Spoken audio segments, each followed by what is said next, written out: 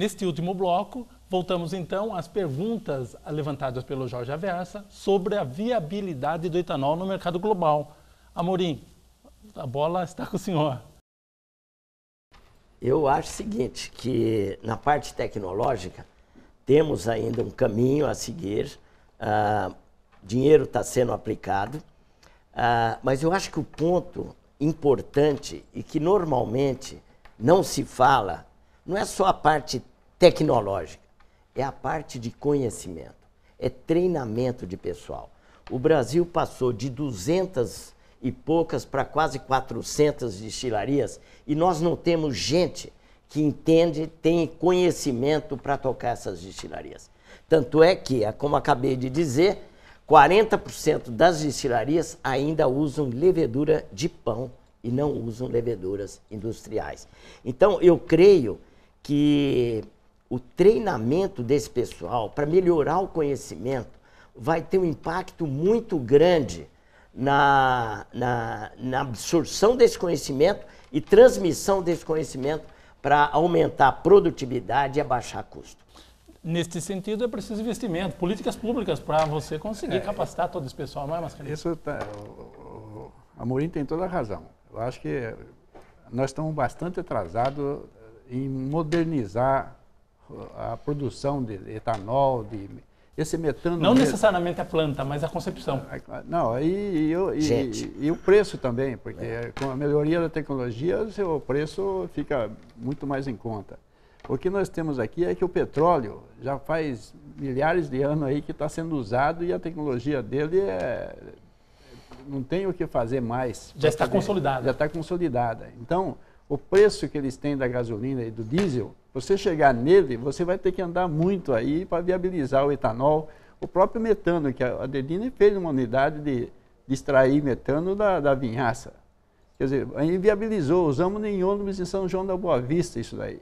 Viabilizou pelo preço do diesel. Quer dizer, você não viabiliza as coisas. Quer dizer, então, se a gente, para esperar esses 10, 15 anos aí de tecnologia brasileira, do bagaço de cana, da gaseificação, tudo, tem que ter uma política hoje de emergência, quer dizer, de meio ambiente, quer dizer, tem que cobrar caro para aqueles que poluem, quer dizer, gasolina, diesel, é poluente, tem que pagar caro. Aí viabiliza as alternativas que vem vindo. Eu acho que só dessa forma que a gente pode viabilizar o futuro do etanol. Em relação ao parque tecnológico, é importante observar também que existem muitas instituições de ensino ali, técnico, envolvidas, não é, Godoy? Que também entra no aspecto de capacitação, que é um dos clamores. Eu creio que o parque tecnológico pode ser um instrumento que venha a cobrir parte dessa falta de mão de obra, ou melhoria dessa mão de obra.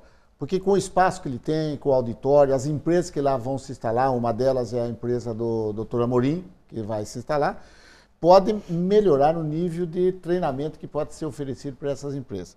Mas o mais importante de tudo isso, eu acho que o Tarcísio e o Jorge, o Dr. Amorim levantaram.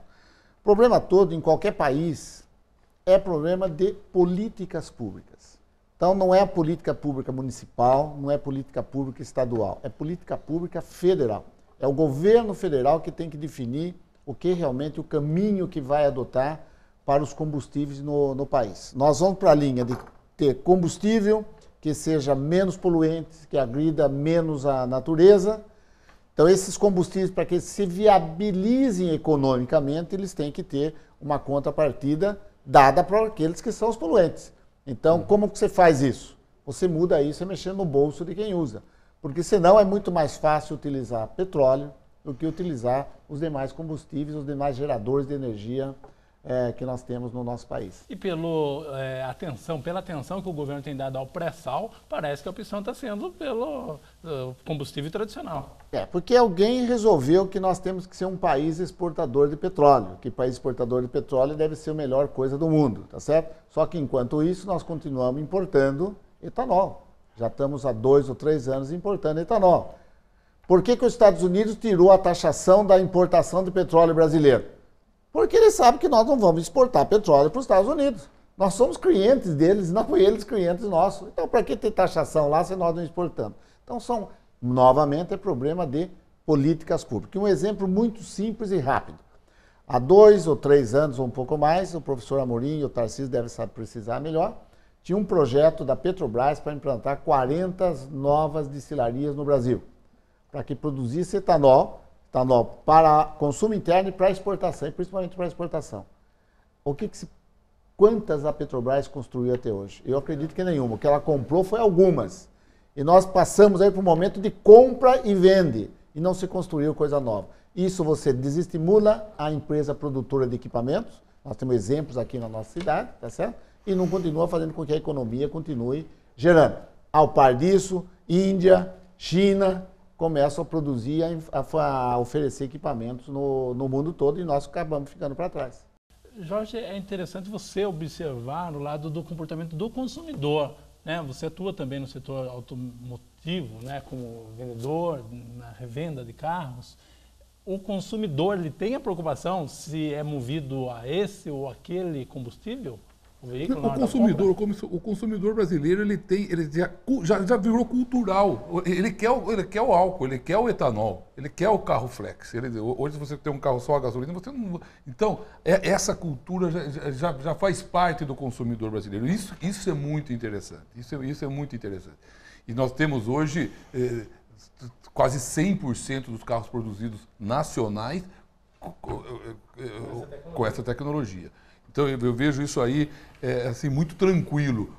A grande preocupação é essa que nós estamos levantando aqui, que é essas políticas públicas. Eu não sei se é do lado tributário, do lado de você penalizar quem usa o combustível, não sei qual é. E também vejo, ouvindo agora a conversa nossa aqui, eu vejo o grande papel do Parque Tecnológico, do APLA, nosso, de fazer com que o mundo, nós vamos ter a voz para o mundo, né? O Parque Tecnológico, como você iniciou, falando que nós somos globais, nós temos que ter voz global para falar isso, para pedir essa política pública. A gente tem que chegar nem que esteja na ONU, em algum lugar. O Parque Tecnológico, ele tem que crescer, inclusive nessa área, área de capacidade de pressão. De pressão, exatamente isso. Então eu vejo isso aí. Eu acho que esse bate-papo nosso aqui, ele foi muito né, útil, que a gente falou de vários pontos, inclusive nesse. Nós tem que ter uma ação política também. Isso é a síntese. Sem dúvida. Eu acho que, só para fazer o passado, a Ford já tinha uma usina de álcool em 1930. Quer dizer, ela tinha esse pensamento de alternativa. Só que o petróleo, quando percebeu, baixou tremendamente o custo da gasolina, do diesel, parou, fechou a fábrica de álcool lá nos Estados Unidos. Agradeço então a participação de vocês e encerramos aqui mais um programa Opinião Empresarial. As sugestões podem ser encaminhadas pelo site acip.com.br ou cimesp.com.br. Até o próximo programa.